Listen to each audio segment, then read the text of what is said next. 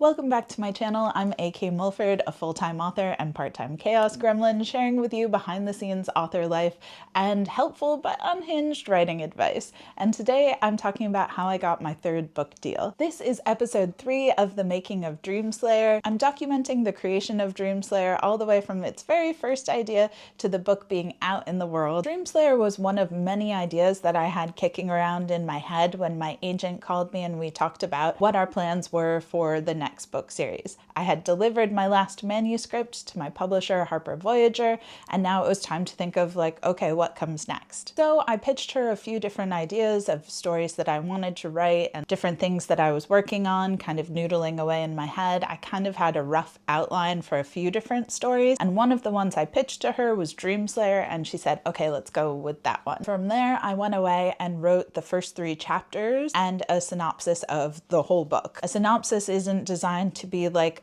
copy for selling a book. It's more of an elaborate play-by-play of what happens in the story. It was about a 1.5-page document. I still want it to be interesting and intriguing. Is the synopsis exactly the same as the story I'm drafting now?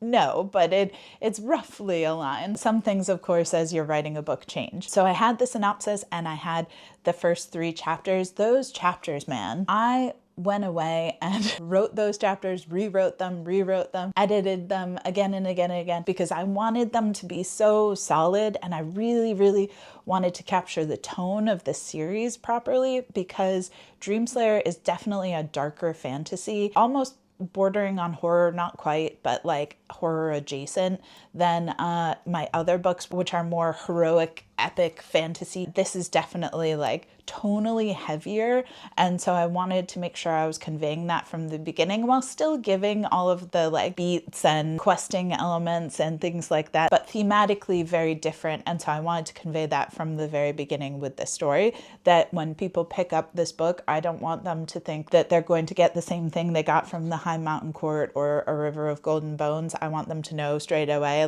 this is a different kind of A.K. Mulford book. It's still an A.K. Mulford book, but it's different. It's elevated in a different way. So I worked really, really hard on those 3 chapters and then gave it to my agent. She had notes, and then it was ready to pitch. So my publisher, Harper Voyager, which has first right of refusal of the next fantasy book I write, which is kind of standard in most contracts. So basically it means that they get first dibs to look at it and make an offer should they choose to want to publish it. That doesn't mean you necessarily have to say yes. You could say, okay, cool, thanks for the offer, and I'm going to go on to other things, but they get to have a month or so before you take it out to a wider audience. But for me, I was hoping that Harper Voyager would want the next series again, because I feel like I have a really good working relationship with my editor, David Pomerico. We've worked on 2 series together at this point, and I feel like he kind of knows where I'm going to with things and what I'm trying to say. I've worked with a lot of different editors over the course of my publishing career, and the edits that he gives me, I feel like I always am oh yeah, I agree. I see where you're going with this. He spots things that just from a big picture level that I might not always see, and I feel like nearly always I agree with him on the things that need changing or elevating. Maybe I knew it intuitively in my gut but couldn't express it, and he brings that out in me, all the things that you hope an editor will do in this kind of creation of a story together. So for me, I was I really hope he wants this book. For me, I was very much fingers crossed they'll want to ante up and do another A.K. Mulford book, because we've already done 8 books together at this point. So you never know. Thoughts of okay, well maybe they're okay, well this isn't really what we're looking for, or we've had a good run together, but we need to make space for other things, or all of these things. There's a million reasons why a publisher might not want to acquire your book. Maybe it's too similar to something else that they're doing. And I think I bring something that's slightly different in the kind of queer narratives that I'm telling. And I always felt some of my stories, especially A River of Golden Bones, which is a non-binary main character, is this too risky for them? Is this not something that they want to ante up with?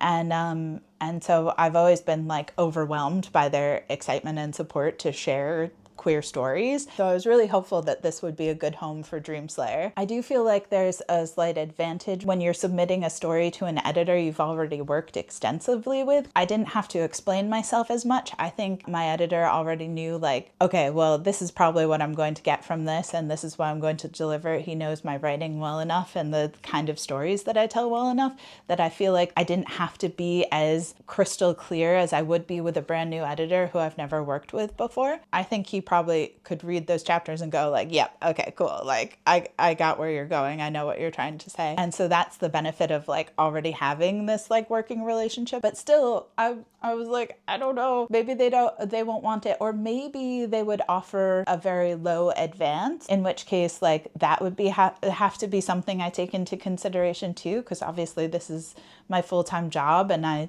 need to make a living from my writing. That's really hard because you always have to be kind of willing to walk away, right? Like you have to always be willing to go find a better offer or go find a better home. For me, because I'm a hybrid author and I have the experience of self-publishing as well as traditional publishing, I do have that kind of safety net as well of knowing that like I know how to make money from my writing as an independent author as well as with a traditional publisher. If I decided that a series would suit better self-publishing, I could always pivot into that. But I really feel like Dreamslayer is the right sort of story to be with a trad publisher and to be with this publisher, Harper Voyager specifically. So that was my hope going into it. But you know, like again, when you're an author, you've got to have a million different backup plans and contingency plans. What if things don't go the way that you want them to? What are you going to do instead? So I had that in the back of my mind, and I was hoping that an offer would come in for at least X number of dollars. And so when my agent called me and it was above that number, I was very, very happy. That was very exciting. So then, of course, we had to go away and celebrate. We had a celebratory dinner. I had to keep it under my hat for quite a long time. It wasn't that long in the normal pattern of things. It just feels long when you're excited and you have a lot of news and you just want to tell everybody so badly. So I was so excited when I could finally announce it. Deals were signed and I could tell everyone, and my Publishers Marketplace announcement came out. The day it came out on Publishers Marketplace, I was in the emergency room with a gallbladder attack. And so I couldn't really do it as much justice as I wanted to. But, you know, I had already celebrated months before and will be celebrating again months after, and I have still all the excitement of the finishing of creating this book and all of the cover reveals and all of the excitement that's coming up down the pipeline. So lots more to celebrate still. But yeah, that was kind of a bummer that I couldn't really celebrate the Publishers Marketplace announcement. There's something for me about this being my third book deal that feels kind of solidifying of my career and very comforting in a way. I think when you have one book deal, you're like, maybe this is a fluke. Maybe people won't want anything more from me, you know? And even though I have a lot of confidence in the self-publishing world, the traditional publishing world is its own beast. It is a different game. They do think that I'm worth reinvesting in. That felt really good from a career perspective. There's something about this being the third book deal that feels kind of like a graduation into a next level of authorship, the next phase of the game. And who knows what will come next after this.